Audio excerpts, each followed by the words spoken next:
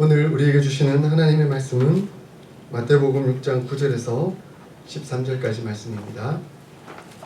마태복음 6장 9절에서 13절까지 말씀 오늘 교독하도록 하겠습니다. 그러므로 너희는 이렇게 기도하라. 하늘에 계신 우리 아버지여, 이름이 거룩히 여김을 받으시오며 나라가 임하옵시며 뜻이 하늘에서 이루어진 것 같이 땅에서도 이루어지이다. 오늘 우리에게 일용할 양식을 주시옵고 우리가 우리에게 죄지은 자를 사하여 준 것 같이 우리 죄를 사하여 주시옵고. 함께 읽겠습니다. 우리를 시험에 들게 하지 마시옵고 다만 악에서 구하시옵소서. 나라와 권세와 영광이 아버지께 영원히 있사옵나이다. 아멘.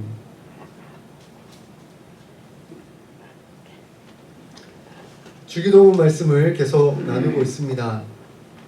주기도문은 6개 청원으로 이루어져 있다라고 제가 서론을 말씀드릴 때 얘기했었습니다. 기억나세요? 네. 주기도문은 먼저 하나님 아버지라고 또 하나님의 이름을 부르고 난 다음에 앞에 3개는 당신 청원, 당신의 이름이 거룩히 여김을 받으시오며 당신의 나라가 임하옵시며 당신의 뜻이 하늘에서 이룬 것 같이 땅에서도 이루어지이다 라고 요청하는, 청원하는 3개의 당신 청원으로 이루어져 있고요. 뒤에 3개의 청원은 우리 청원, 곧 우리에게 일용할 양식을 주시옵고 우리가 우리에게 죄 지은 자를 사하여 준 것 같이 우리 죄를 사하여 주시옵고 그리고 우리를 시험에 들게 하지 마시옵고 다만 악에서 구하시옵소서라고 해서 우리를 향한 청원을 올려드리고 있습니다. 그리고 마지막에 송영, 나라와 권세와 영광이 아버지께 있사옵나이다 라고 하며 영광을 올려드리는 것을 볼 수가 있죠. 자, 우리가 이렇게 한 구절 한 구절, 한 기도 한 기도 이렇게 상황을 살펴보는데 오늘은 하나님의 나라가 이 땅 가운데 임하여지기를 소원하는 그 기도를 살펴보려고 합니다. 주기도의 중심은 하나님 나라의 도래에 있습니다. 그러니까 하나님 나라가 이 땅 가운데 임하여지기를 간절히 소원하는 기도가 그 중심에 있다 하는 것입니다. 이 마태복음 6장의 마지막 절 가져보시면 여러분 너무나 잘 아시는 구절이죠. 6장 33절 34절 같이 한번 읽어볼까요? 시작. 그런즉 너희는 먼저 그의 나라와 그의 의를 구하라. 그리하면 이 모든 것을 너희에게 더하시리라. 그러므로 내일 일을 위하여 염려하지 말라. 내일 일은 내일이 염려할 것이요 한날의 괴로움은 그날의 족하니라 라고 말씀하고 있습니다. 그러니까 너희는 먼저 그의 나라와 그의 의를 구하라 라고 예수님은 말씀하셨습니다. 하나님의 나라를 구하고 하나님의 나라가 이 땅 가운데 임하도록 하는 것이 예수님의 주요한 핵심 사역이었고 또한 우리에게 말씀하시는 바 너희가 감당해야 하고 또 기도해야 하는 핵심 내용이다 라고 말씀하고 있는 것입니다. 자, 그런데 너희는 하나님의 나라를 그리고 하나님의 나라가 도래하기를 위하여 기도하라 라고 말씀하신 전제가 있겠죠. 왜 이렇게 기도하라 라고 말씀하셨을까요? 바로 이 땅은 안타깝게도 지금 사탄이 다스리는 곳이 되었다. 지금 사탄이 이 세상을 통치하고 있고 마치 자기가 왕인 것처럼 주관하고 있다 하는 것이 전제되어 있다는 것입니다. 본래 세상은 하나님이 창조하신 곳입니다. 하나님이 창조하시고 하나님께서 그 세상을 다스려 가십니다. 그리고 아담에게 위임하셔서 네가 잘 통치해라 라고 명령을 내리셨던 것이죠. 그런데 안타깝게도 아담과 하와가 타락함으로 말미암아 하나님과 분리하게 되었고 그 통치권을 상실하고 말았습니다. 마치 사탄이 통치하고 있는 것처럼 되어버리고 말았던 것이죠. 결국 하나님의 온전한 통치를 받지 못하게 되니까 그 결과로 사탄의 통치가 나타나 버리고 말았던 것입니다. 그러므로 이 땅 가운데는 하나님의 통치 원리, 하나님의 섭리가 이루어진 것이 아니라 그 사탄의 통치 원리가 이 땅 가운데 임하게 되었고, 마치 그것이 세상의 삶의 원리가 된 것처럼 보여지고 말았던 것이죠. 그것을 우리는 세상적 가치관, 세상적 세계관이라고 말할 수 있습니다. 사탄이 세상을 다스림으로 말미암아 이 세상은 어떤 결과가 나타나게 되었습니까? 그 사탄의 가치관, 세상의 가치관이 하나님의 원리와는 전혀 동떨어져 있는 모습, 그 증상들이 나타나게 되었던 것이죠. 대표적인 몇 가지를 제가 설명해 볼까요? 첫 번째는 교만입니다. 교만이 세상을 판치게 되었던 것이죠. 교만은 자신을 그리고 자기를 주장하려는 의지를 말합니다. 곧 내가 높아져야 되겠고 내가 하나님처럼 되어야 되겠다라는 생각이 된 것입니다. 누가 왕입니까? 하나님이 왕이시잖아요. 하나님의 통치를 받고 하나님 앞에 겸손히 내어드리고 하나님이 원하시는 삶을 살아야 되는데, 내가 왕이 되니까 내 마음대로 하려고 하는 그런 의지가 생기게 된 것입니다.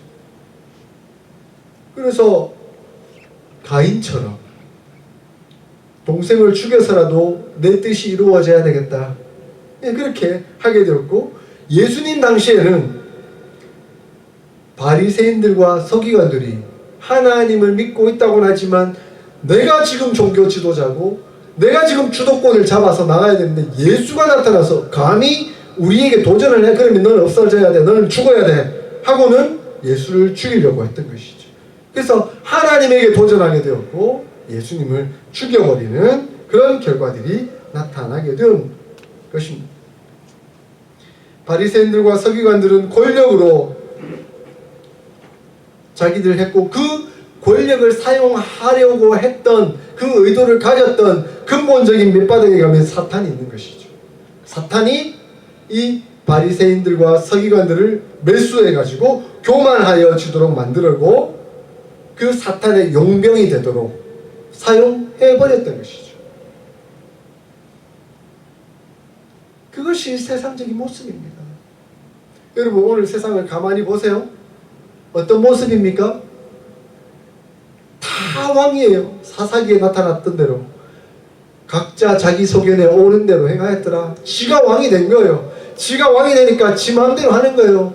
내가 내 마음대로 사는데 네가 무슨 상관이냐라고 하면서 하나님의 말씀을 조금이라도 증거하여 양심의 거리낌을 만들면 어디 내한테 도전하느냐 하면서 자기 권력을 사용해서 가차없이 해하려고 하는 것이 오늘날의 모습이지 않습니까? 그러한 세상이 되어버리고 말았던 것이죠. 자, 이러한 세상의 결과는 무엇입니까? 죄의 삭슨? 사망. 그 삭수로 말미암아 죽음이 나타나게 된 것이죠. 사탄은 인간들로 교만하여 마치 하나님과 같이 될 수 있을 것이라고 속였지만 그 대가는 안타깝게 죽음에 이르게 된 것입니다. 그 죽음은 다만 육신의 죽음만을 의미하는 것이 아닙니다. 죽음은 세 가지가 있어요. 첫 번째는 영적인 죽음이고요. 두 번째로는 육신적인 죽음이고, 세 번째로는 영원한 죽음. 이 세 가지 죽음이 있어요. 지금 인간은 영적인 죽음의 상태에 있어요. 죄에 빠짐으로 말미암아 영적인 죽음에 빠져 있는 것이죠. 그런데 하나님께서 이 영적인 죽음을 살리기 위해서 예수 그리스도를 보내어 주셨죠.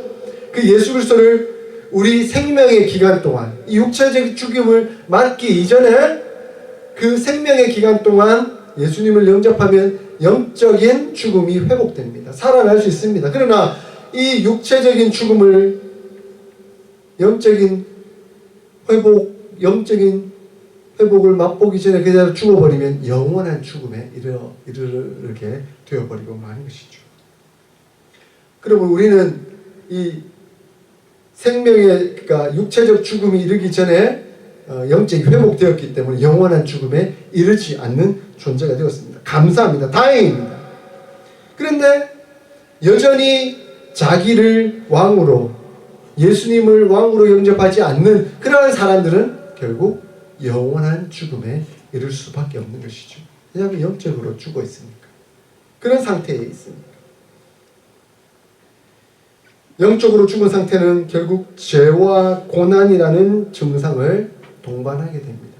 예수님으로 말미암아 회복되고 은혜를 누리게 되면 참 감사하게도 은혜의 삶을 살게 되지만, 여전히 예수님을 모른 채 영적인 죽음의 상태에 있으면 염려와 고통, 그리고 자신 혼자 염려와 고통에 빠져 있으면 그나마 다행일 텐데, 그것을 다른 사람에게 전가시키고 다른 사람에게 상처를 내고 생채기를 내고 심지어는 전쟁에 이르게 하고 자기의 정욕을 노출되어 범죄에 이르게 되는 안타까운 결과들이 나타나 버리게 되는 것이죠. 그것이 세상적인 모습입니다. 이러한 사탄의 세계에 들어간 사람들은 마치 생명이 있는 것처럼 보이지만 생명이 없는 존재들과 같습니다. 마치 땅으로부터 뿌리 뽑힌 나무와 같은 존재입니다. 여러분 생각해 보세요.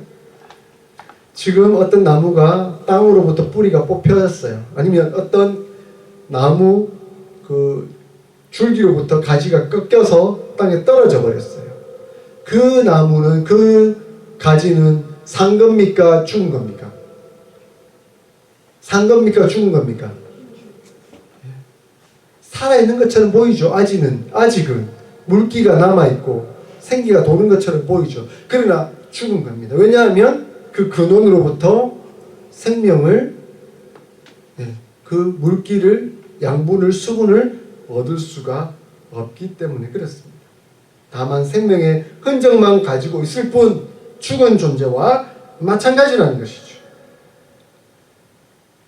그렇기에 시편 기자는 우리를 향해서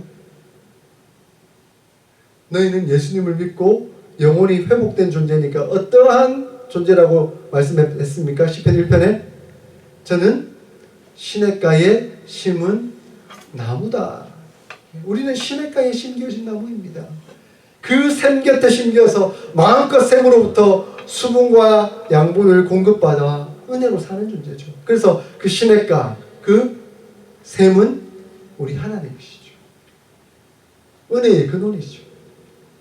그런데 하나님을 믿지 않는 존재들, 예수님을 왕으로 믿지 않는 존재들, 사탄이 지배하는 그 세상에는 여전히 죽은 존재들로 살아갈 수밖에 없다라고 말씀합니다. 이러한 사탄의 세상으로부터 하나님의 나라가 도래했습니다.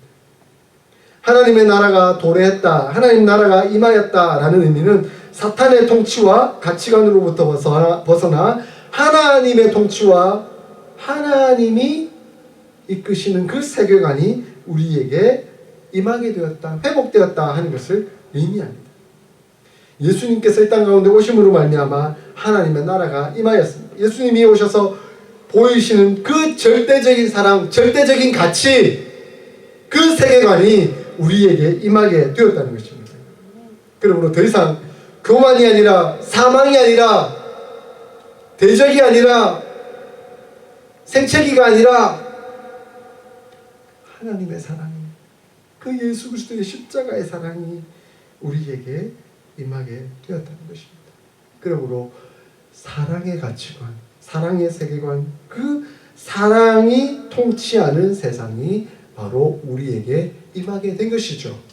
할렐루야. 아멘. 그러한 은혜가 우리에게 왔습니다. 그러한 하나님의 나라가 우리에게 임하게 되었습니다. 그러므로 우리는 하나님의 나라 안에 살고 있는 것입니다.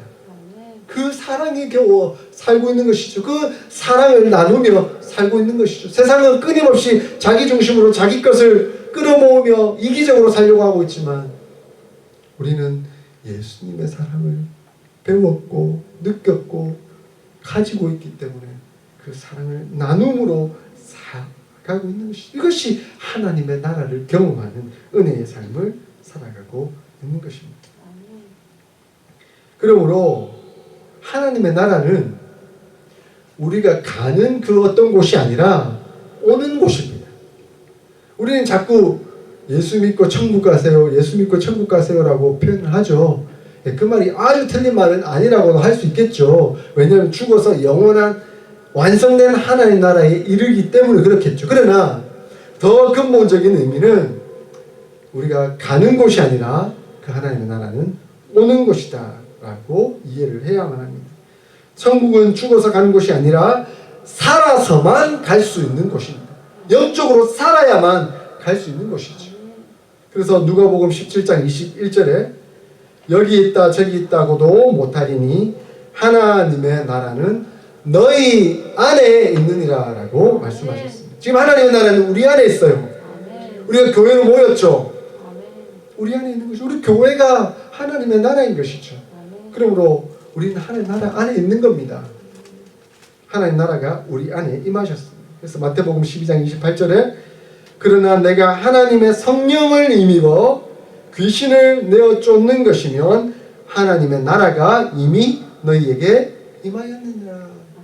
예수님이 오셔서 우리의 상처를 치유하고 귀신을 내어 쫓고 하나님의 나라를 선포하셨다면 이미 하나님의 나라는 우리 안에 계시는 것입니다.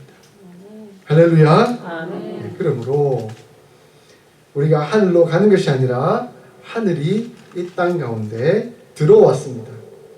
그 하늘은 다만 공간적 개념이 아니라 그것을 초월한 영적인 영역이라고 제가 지난주에 말씀드렸잖아요. 그러므로 하나님의 나라의 도래는 다만 장소적 개념, 저 천국, 하늘 위의 어느 곳이 아니라 헤븐, 하나님이 다스리는 곳, 예수님이 통치하시는 그곳이 바로 하나님의 나라인 것이죠. 그러므로 영적인 개념의 헤븐이라는 개념을 넘어서서 예수님이 우리를 통치하신다 하는 개념, Kingdom of God이라는 그 개념이 이 안에 담겨져 있습니다. 그러므로 우리가 하나님의 나라가 임하시옵소서 하는 것은 우리의 삶이 하나님의 나라, 예수님의 통치를 더욱더 받기를 원합니다, 소원합니다 하는 그 의미가 담겨져 있는 것이죠. 여러분, 하나님 나라가 정말 우리 가운데 임하기를 소원하세요? 아멘. 그렇다면 정말 예수님의 통치를 받기를 원하시는 것입니다. 근데 우리가 참 착각하고 있는 것 중에 하나가 하나님 천국이 우리 가운데 임하게 하여 주시옵소서. 그런데 하나님이 예수님이 명령하는데 그건 거부해요. 통치받기는 원하지 않아요. 이게 사사기 시대와 똑같은 거죠. 사사기의 모습과 똑같은 거죠. 하나님의 이름은 부르고 있고 위험에 빠졌을 그때는 하나님의 도움을 요구하지만 그러나 정작 자기가 순종해야 할 때는 하나님 통치를 받기는 원치 않습니다. 나는 내 마음대로 가겠습니다. 각기 자기 소견에 옳은 대로 행하였더라. 그렇게 하는 것은 하나님의 나라가 임하도록 하는 것은 아닌 것이죠. 자, 그렇다면 이제 우리가 하나님의 나라가 우리에게 어떻게 임하게 할 수 있는가? 그 방법이 무엇인가? 하나님의 나라가 어떻게 우리에게 임하는 것이냐? 먼저는 구원으로부터 시작합니다. 구원받지 않으면 하나님의 나라를 경험할 수 없습니다. 예수님의 통치를 받을 수가 없습니다. 하나님의 나라는 눈에 보이지가 않죠. 인간의 육체적인 눈으로 잘 보이지가 않죠. 그러나 히브리서 11장 1절에 믿음은 바라는 것들의 실상이요 보이지 않는 것들의 증거니라고 말씀합니다. 구원은 믿음에서부터 납니다. 하나님께서 인생을 살아가는 모든 존재들에게 기회를 주시죠. 복음을 듣게 하시잖아요. 예수님의 그 구원, 그 예수님의 그 놀라운 사랑, 그것을 듣도록 하시죠. 그런데 그때 기회를 얻은 거예요. 하나님의 음성을 들은 거예요. 전도를 통해서든 성경을 봐서든 아니면 성령 하나님께서 마음에 감동을 주시든 믿음으로 나올 수 있는 기회를 주신 거예요. 그때 결단을 해야 돼요. 결단은 본인에게 맡겨져 있는 것이죠. 하나님께서는 인격적이시기 때문에 강제로 이끌지 않으시죠. 자, 나는 너에게 내 사랑을 보여주었다. 이제는 너가 결단해야 된다. 내 앞에 나와야 한다. 그 결단하고 믿음으로 나왔을 때 내 나라를 경험하게 될 것이다. 내 통치를 받게 될 것이다. 라고 말씀합니다. 그래서 믿음은 결단이 필요합니다. 성령 하나님께 순종해야 합니다. 성령을 지속적으로 거스르는 것은 결국 하나님의 통치를 받을 수 있는 그 기회를 상실하고 마는 것입니다. 그리고 그 끝은 영원한 죽음이 되는 것이죠. 구원받은 사람 영생을 얻게 됩니다. 그 영생을 얻은 사람은 영적인 삶을 살게 되고 영적인 삶의 의미를 넘어서서 아담이 하나님과의 관계가 파괴되었던 그 상황 속에서 이제는 관계가 회복되어 하나님의 은혜 가운데 하나님의 임재 안에 들어가게 되는 것이죠. 그러므로 하나님의 통치를 경험하고 하나님께서 본래 의도하셨던 그 사랑, 그 축복, 그 능력을 경험하며 살아갈 수가 있게 되는 것입니다. 이러한 회복된 은혜를 우리가 누릴 수가 있습니다. 아담은 타락하여 결핍된 삶을 살았지만 이제는 우리는 회복되어 예수님이 누리셨던 그 풍성한 삶을 살아갈 수 있게 되는 것입니다. 뿌리가 뽑혔던 우리가 이제 뿌리가 다시 심겨져서 하나님께로부터 그 샘으로부터 마음껏 수분과 영양분을 충분히 누릴 수 있는 은혜의 존재가 된 것입니다. 여러분은 시냇가에 심은 나무와 같은 존재이십니다. 그리고 구원받은 성도는 말씀과 기도를 통해 하나님의 통치를 경험하게 됩니다. 예수님이 거하시고 성령님께서 역사하시니 말씀이 하나님의 말씀임을 깨닫게 되고 그리고 말씀 앞에 나오게 되고 읽고 이해되기 시작합니다. 예수님을 믿지 않으면 이 성경이 읽어지지 않아요. 이해가 되지 않아요. 그리고 예수님을 하나님으로 인정하지 못해요.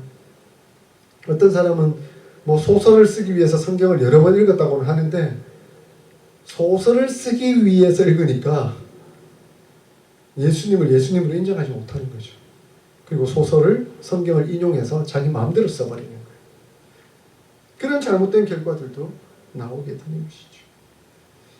예수님을 영접하고 믿음 가운데 나와서 성경을 읽게 되면 하나님의 뜻이 무엇인지를 분별하게 되고 그 뜻이 무엇인지를 알았기에 그 뜻에 순종하고 싶어서 기도하게 됩니다. 하나님 내 힘으로는 안 돼요. 하나님 도와주세요. 그러면서 기도함으로 성령의 능력을 듣고 순종하는 축복을 누리게 되는 것이죠. 그러므로 구원받은 성도가 하나님의 통치를 가장 온전하게 경험할 수 있는 중요한 방법은 무엇보다도 순종이 따라야 합니다. 순종해야 합니다. 하나님은 우리를 보호하시고 이끄시는 우산이 되어주고 계세요. 오늘도 지금 보스턴에는 비가 왔는지 모르겠습니다. 근데 지금 어스틴에는 지금 비가 오고 있어요. 하나님은 크나큰 우산이 되어주고 계세요. 그리고 그 우산 아래에서 우리를 보호하고 계십니다. 비를 맞지 않도록 축복하고 계시는 것이죠. 그런데 네가 우산 아래에 있으면 된다라고 하신 그 말씀에 순종해서 우산 아래에 있으면 돼요. 그런데 이 인간의 심리가 좀 벗어나면 뭔가 좋은 게 있을 것 같다는 생각이 들어서 일단 나갔다가 들어왔다 나갔다 들어왔다 이렇게 하죠. 그죠? 그죠? 폭우가 쏟아져요. 그러면서 비를 맞아요. 하나님 나 비 맞아요. 하나님 뭐라고 말씀하십니까? 내가 말했잖아. 우산 아래 있으면 비 안 맞는다고 축복 은혜를 누린다고 들어와. 근데도 벗어나가지고 지가 불순종해놓고는 하나님 축복 안 해준다고 보호 안 해준다고 막 그렇게 하고 있는 것이죠. 이 순종이라는 것은 마치 교통법규를 이해할 수도 있습니다. 마치 교통법규를 잘 만들어 두었는데 그 법규를 잘 지킬 때에 자동차를 이용하는 사람들은 그 자동차의 안전함과 편리함을 마음껏 누릴 수가 있습니다. 그 혜택을 누릴 수가 있는 것이죠. 그런데 만약에 그 법규를 사람들이 어기기 시작하면 그 자동차의 위험성이 그대로 나타나게 되는 것이죠. 고통에 빠질 수밖에 없습니다. 그럼 우리는 순종해야 합니다. 순종할 때 그 하나님의 온전하신 통치를 경험할 수가 있습니다. 말씀을 읽는 순종을 해야 되고 기도를 하는 순종을 해야 합니다. 뿐만 아니라 믿지 않는 영혼들을 구원해내는 순종도 해야 합니다. 왜냐하면 우리만 보호받는 것이 아니라 그들도 보호받고 하나님의 축복을 누려야 하기 때문에 그렇죠. 그래서 예수님께서 우리의 교회를 통치하실 뿐만 아니라 우리의 가정을 통치하시고 우리 주변의 사람들을 통치하신다 하는 것을 보여줄 수 있어야 합니다. 그것이 전도이고 선교인 것이죠. 그 소식을 들은 사람들이 함께 하나님의 통치 안에 들어와서 이 기쁨과 이 은혜, 이 사랑을 누릴 수 있는 그 삶으로 나와야 하는 것이죠. 그것이 하나님 나라에 확장되어 가는 과정입니다. 지금 우리를 하나님 나라로 인도해 주셨습니다. 하나님 나라가 우리 가운데 임재하였습니다. 그렇다면 우리는 이 하나님의 나라를 마음껏 누려야 되겠죠? 마음껏 경험해야 되겠죠? 마음껏 그 축복을 우리가 누려야 하겠습니다. 그걸 또한 나눌 수 있어야 하겠습니다. 이것이 하나님께서 우리를 향하신 거룩하신 뜻입니다. 너희는 먼저 그의 나라와 그의 의를 구하라. 그리하면 이 모든 것을 너희에게 더하시겠다. 축복을 마음껏 베푸시겠다. 약속해 주셨습니다. 우리는 하나님 나라의 안에 있으면서 누리면 되는 것이고 더욱더 그 나라를 구하면 되는 것입니다. 하늘에 계신 우리 아버지의 이름이 거룩히 여김을 받기를 원합니다. 아버지의 나라가 이 땅 가운데 오시게 하옵소서. 우리는 이 기도를 더욱더 드릴 수 있기를 소원합니다. 이번 한 주간을 살아가면서도 예수님의 통치를 더욱 온전히 받으실 수 있기를 바랍니다. 더욱더 하나님 나라를 누릴 수 있기를 소원합니다. 예수 그리스도로 말미암아 인생의 교만의 문제, 그리고 정욕으로부터 오는 고통의 문제, 질병의 문제를 다 해결하고 그 권위 아래에서 온전히 보호하시는 하나님의 축복을 더욱 누릴 수 있기를 소원합니다. 그 축복을 위하여 함께 기도하며 나갈 수 있었으면 좋겠습니다. 예수님께서 가르쳐 주신 기도의 의미를 발견하면서 그 속에서 나타난 그 놀라운 비밀들의 축복을 마음껏 누려 나아가는 저와 여러분들이 다 될 수 있기를 주의 이름으로 축원드립니다. 아멘.